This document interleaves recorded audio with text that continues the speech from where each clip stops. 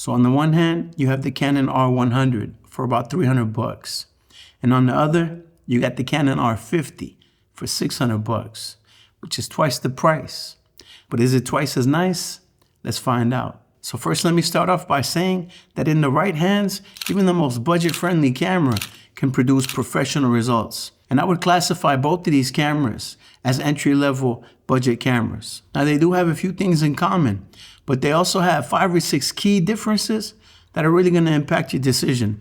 And by the end of this video, you're going to know exactly whether to grab the R50 or save 300 bucks and go with the R100 instead. So first, let's briefly discuss what they have in common. They're both 24 megapixel interchangeable lens APS-C cameras. They're both relatively compact and lightweight. They both come with an EVF and an onboard flash. And lastly, they both give you a very pleasing image with those beautiful Canon colors straight out of the camera with very little editing required. But that's pretty much where all the similarities end. So now let's get into the differences, because in actuality, they're quite drastic. So first, let's talk about the sensor. Now, while it is true that they are the same size and that they have the same amount of megapixels, the fact is that the sensor in the R100 is much older than the sensor in the R50. The R100 uses the same sensor that's found in the Canon M50. And while it does produce beautiful images, both for stills and video, it does lack a lot of the capabilities found in the R50 due to its new and improved sensor and processor. The main difference is that the R50 has Canon's new autofocusing engine from the $5,000 Canon R3, which can recognize and track humans, vehicles, and animals. So you're going to get much snappier and more robust autofocusing for both photography and videography, which brings us to our next point, which is the differences in video capabilities. The Canon R100 can shoot in both 1080 and 4K, but the 4K footage coming out of the R100 is going to lose its ability to autofocus properly. And it's also going to have a crop, meaning it's going to be automatically zoomed in about 50%, which is pretty severe. The R50, on the other hand, can shoot in 4K without any crop, while retaining all its autofocusing capabilities. Another thing to consider is that the 4K footage coming out of the R50 is actually downsampled from 6K, meaning it's going to be much sharper than the footage coming out of the R100. The R50 also gives you the option to shoot in HDR-PQ, giving you 10-bit colors. This is going to result in richer colors and smoother gradients, also giving you more flexibility when color grading and adding custom LUTs. So when it comes to video, in my opinion, the R100 is a 1080 only camera because the lack of proper autofocus and the extreme crop make the 4K pretty much unusable, while the R50 is a true 4K camera. Now, I know that many of you out there might not care about the video capabilities at all because you're just looking for a camera to take still images with. And that brings us to our next point, which is the differences in photo capabilities. Now, considering the price point of the Canon R100, the fact that it allows you to take raw images is pretty nice. And as I mentioned earlier, the 24 megapixel sensor does produce beautiful photos.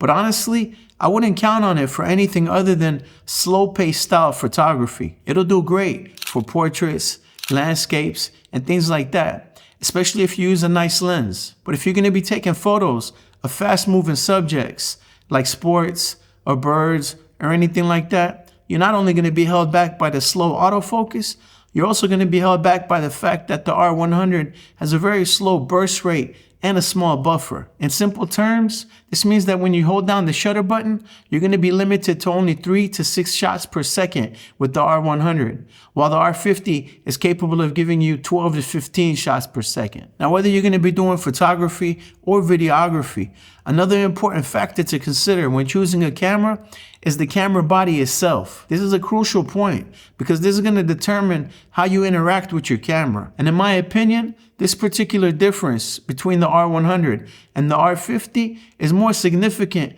than all the previous points that we talked about. And that's mainly due to the fact that the R100 has a non-rotating fixed screen that isn't touch capable. This makes it pretty much useless for any scenario where you need to film yourself. This is also quite limiting even when you're behind the camera, because the ability to change your settings and navigate the menus using a touchscreen is more important than most people think. The R50, on the other hand, gives you a fully articulating, flippy touchscreen, making it perfect for vlogging or any other scenario where you need to film yourself. And the camera overall is going to be much easier to operate due to the touch functionality of the screen. Now at this point, you might be thinking to yourself, who is the R100 really for then?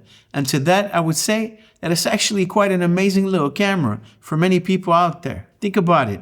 It's the cheapest entry into Canon's updated RF mount ecosystem. So you could get out there and start shooting with a low barrier to entry and start building your lens lineup and always update your camera body in the future. And in reality, both the photos and the video coming out of the R100 are beautiful, and they're even good enough for professional use, so long as you know how to work around the camera's limitations. The battery life is good, it's small, lightweight, and affordable. Now that being said, if budget constraints aren't that much of an issue for you, then I'd fork over the extra cash and go for the R50 instead, because it's a better camera in pretty much every metric. So let me know your thoughts in the comments section.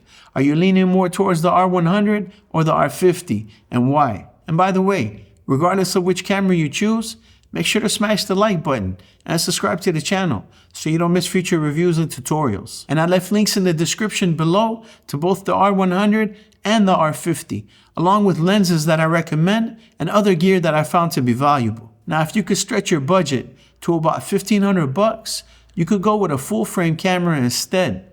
And if you're not aware of the differences between APS-C and full frame cameras, then I highly recommend you watch this video next, where I explain the differences in simple language. I appreciate you watching to the end, and I'll see you in the next one. It's Full9 Creative, and I'm out. Peace.